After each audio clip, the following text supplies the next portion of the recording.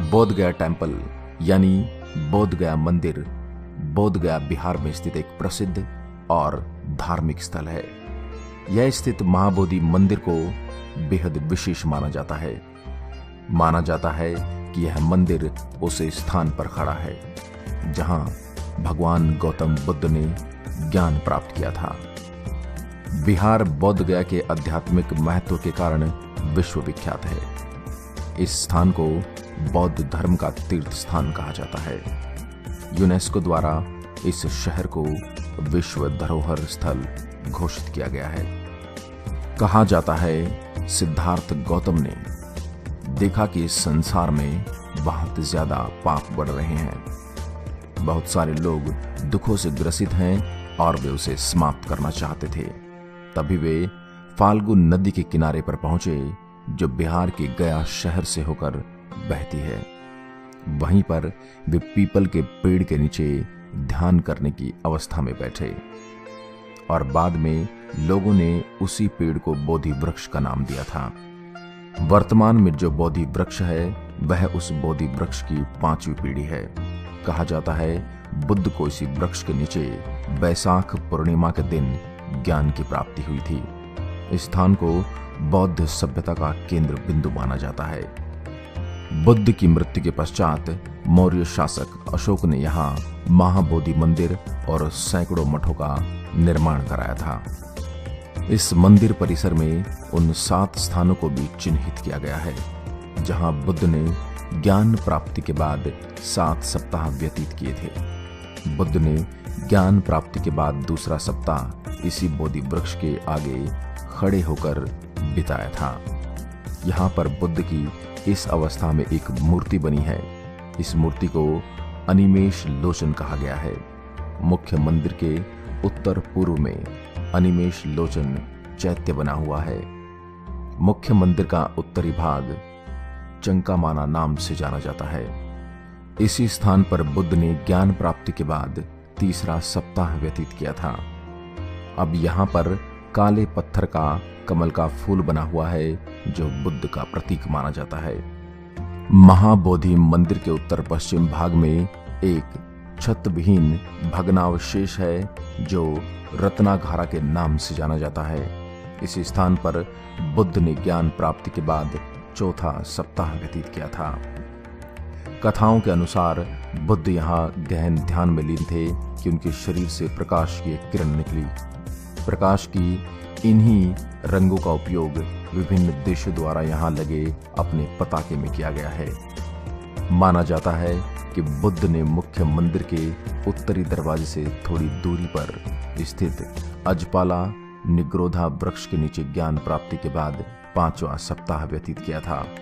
बुद्ध ने 6ठा सप्ताह महाबोधि मंदिर के दाईं ओर स्थित मूचालिंडा झील के नजदीक व्यतीत किया था।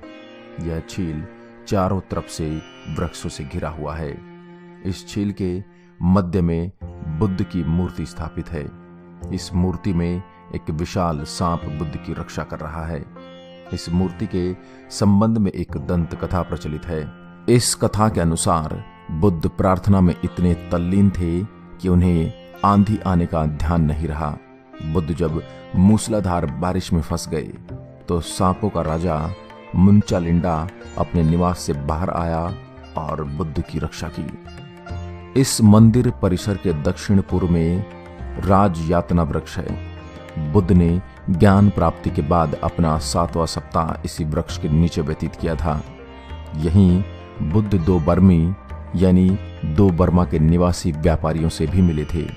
इन व्यापारियों ने बुद्ध से आश्रय की प्रार्थना की। इन प्रार्थना के रूप में बुद्धम शरणम गच्छामि, मैं अपने को भगवान बुद्ध को सौंपता हूं का उच्चारण किया। इसी के बाद से यह प्रार्थना प्रसिद्ध हो गई। यहाँ स्थित महाबोधि मंदिर अपनी वास्तुकला के लिए भी प्रसिद्ध है।